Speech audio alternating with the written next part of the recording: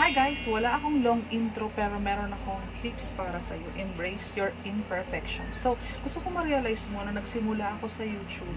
Hindi talaga ako magaling. Pero nandun yung willingness kong matuto, mag-experiment, mag-research, mag-trial and error. Kaya napapanood mo yung video ko ngayon. Ay, hindi siya na-off. Okay guys, so salamat pala sa mga comments nyo, suggestions, at talaga namang sinusubaybayan ko yung mga comments nyo sa comment box. Ano yung sinasuggest nyo, ano yung dapat kong baguhin, ano yung medyo dapat pagtuunan ko ng pansin, yung mga suggestions nyo sa mga topic na mga sunod kong i-record and i-upload sa ating YouTube channel.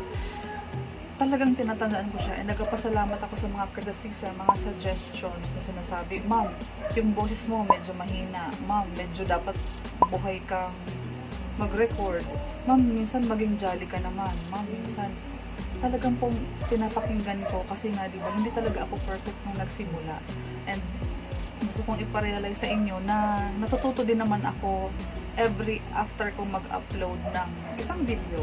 Nagdedepende ako doon sa mga sinasabi yung suggestions, and yung mga part naman, baguhin mo yung background mo, ma'am, yung baguhin mo yung sounds na ginagamit mo, ma'am, pagandahin mo yung apps na ginagamit mo. Nakakatulong siya kasi ngayon nakasulat na siya yung mga changes na dapat kong gawin, and maglalaan ako ng budget para makabili daw ako ng magandang camera, magandang so na-appreciate ko siya. And kung may mga comments pa kayo, pwede niyo pong sa comment box, and magre-reply po ako, and talagang i-check ko po yung mga comments niyo. Hi guys! Subscribe!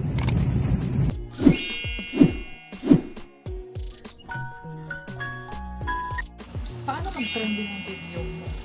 Paano ka magkaroon ng maraming views? Paano ka magkaroon ng maraming subscribers? Paano kaya magra-rank number 1 yung video mo? May mga dapat isaalang-alang para ma-achieve mo tong goal na to. Pero ang pinakaunang gusto ko talagang gawin mo is unahin mo dun sa mga viewers, subscribers mo. Kailangan makapag-upload ka ng mas maraming videos. Kasi given naman ang pag-explain doon. Kung mag-a-upload ako ng isang video, 2 video, paano ako makakahanap ng maraming views? Paano ako makakahanap ng maraming subscribers? Bigyan mo sila ng madaming options na pwede nilang panoorin sa YouTube channel mo. O di ba, gumawa ka ng 35 sample videos. Ngayon, kapag hindi ko nagustuhan yung ibang videos mo, baka naman mag-subscribe ako sa'yo dahil nagustuhan ko yung pang 30th video mo. Yung mga ibang subscribers mo, mag-subscribe at magla-like at mag-comment sa video mo, at makakagain ka ng maraming views kung nagustuhan nila yung pinakaunang video mo. So, quantity and quality, kailangan mo siyang i-focus kasi kung hindi ka pa monetize, yun talaga ang pinakadapat unahin mo. And kapag monetize ka na at talagang gusto mong kumita ng maraming pera, kailangan mo mag-focus dun sa mga technicalities na talaga alam mo. So, in this series of videos, hayaan mo akong mag-focus or paulit-ulit kong mabanggit yung mga side kung bakit kailangan mong kilitiin sa YouTube. Maririnig mo na naman si algorithm, si analytics, si click-through rate, SEO, retention, engagement, duration, high quality, paulit-ulit. Yung teacher mo, nung nag-aaral ka pa, matatandaan mo na nagbibigay siya ng madiinang emphasis kapag may mga importanteng bagay siyang gustong maituro sa'yo kasi ilalagay niya yun sa examinations. Tama? Si YouTube, ganun din. Empleyado ka ni YouTube. So, kailangan mong i-please si YouTube, si Google AdSense, para kapag may good standing ka, i-promote ka, diba? So, yung video mo, ipopromote niya kapag may good standing yun. Maging sip-sip ka, in short, kasi magmukha ka ng pera, pero we are after the revenue, kung gaano ka laki ang pwede mong ilagay sa first sahod video mo. Kasi yun ang ginugol ko. Gusto ko talaga magpakita ng legit na malaking first sahod sa YouTube. So, dahil ginugol ko nga siya, inaalam ko na yung ano ang pwede maging flow, maging sequence, maging plano, maging strategy, at paano yung execution.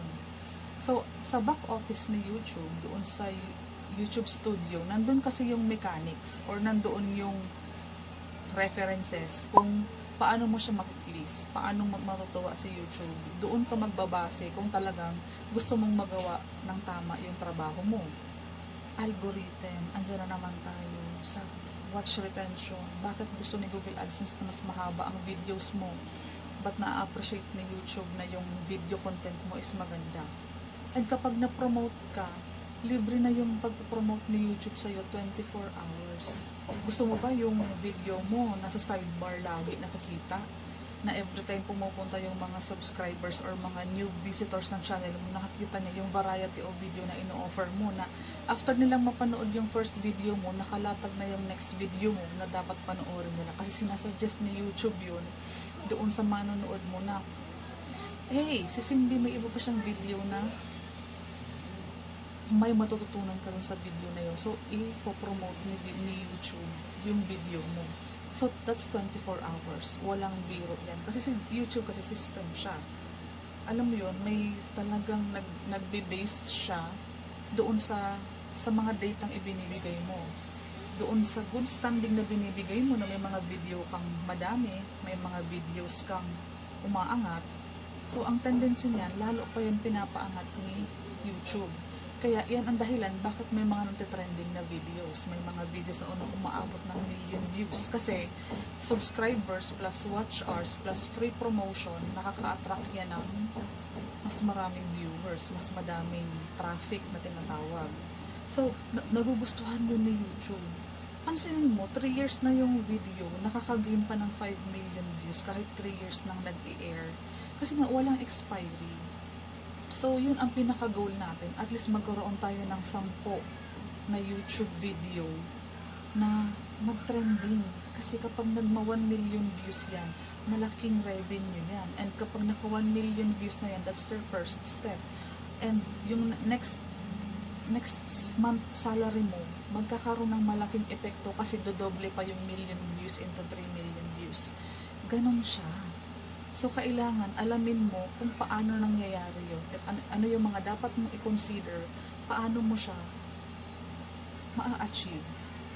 So, kumbaga, sa basketball, meron kang mga planong move. Okay? Kumbaga, sa paggawa naman ng bahay, meron kang plano kung paano mo gagawin yung bahay. Kay YouTube kasi, kailangan, meron ka din plano kung ano yung tamang atake. Ano yung tamang pasikot-sikot, ano yung tamang sequence, ano yung mga dapat mong gawin sa mga hindi mo dapat gawin. So, yung mga do's and don'ts na dapat malaman natin lahat. Okay? And, alam mo na, advertising tayo. So, gaano kahalaga na maganda yung thumbnail mo. Kasi kahit ano naman ang ganda talaga ng content mo, kapag hindi talaga yan catch sa eyes ng mga dumadaan sa YouTube channel mo, hindi sila mag-click. And, yung sa click rate na sinasabi, ang very crucial 15 seconds, dapat makuha mo na ang attention nila na magkaroon sila ng urge na tapusin yung video mo kasi doon pa lang sa patalastas ng intro mo, andun na yung summary kung ano yung makukuha nila kapag tinapos nila yung video mo. So, may mga bagay na dapat i-focus mo, okay, na kailangan kasi kung trabaho mo kasi sa YouTube and ang gusto mo talaga is magkaroon ng successful career bilang YouTuber, kailangan mong pulbusin yung mga laman ng YouTube studio. Kasi yan yung back office mo. Kumbaga dyan mo na monitor ang progress, kung saan ka mahina, alin ang dapat mong tutukan na YouTube videos mo. So, nandyan siya lahat. Nakalatag na siya. Ang kailangan mo na lang is mag-invest ka ng time. Kasi yung ini-invest mo kasi time and effort. Kapag nagawa mo kasi ng tama, malaking revenue or malaking sahod sa YouTube ang pwede mong makuha. And, hindi naman to scam. Kailangan mo lang talagang gawin ng tama para kumita ka ng tama. At huwag mong gagawin yung mga ayaw ni YouTube para hindi ka ma-terminate sa trabaho. Okay, maging sip-sip ka kay YouTube. Kasi kapag the more natutuwa si YouTube sa mga video content na ina-upload mo, natutuwa siya. And kapag natuwa si YouTube, matutuwa si Google AdSense kasi yung mga ads, dumadami ng dumadami. Kapag masaya ang business, masaya si YouTube, masaya si Google AdSense, masaya ang sahod mo. So, babalik ka lang lagi sa square one. So, if you will start it right, tatapos ka or gagraduate ka sa school with flying colors. Ganun lang siya. Okay? So, hindi ko to pakahabain video na to. I wanna keep this short and simple. Kasi para maiba naman. Kung hindi ka pa nakaka-subscribe sa channel ko, you can consider subscribing. I-like mo din yung mga videos na nagustuhan mo, and please leave your suggestions sa comment box kasi napaka-importante sa akin yun. Kasi gusto ko din pong gumaling pa ng gumaling pa kasi may mga alam ka na hindi ko alam na gusto ko din siyang i-apply kasi hindi tayo perfecto. Very open lang talaga tayo mag-receive ng mga suggestions and criticism para maging maunlad na maging successful YouTuber tayo. Until the next video.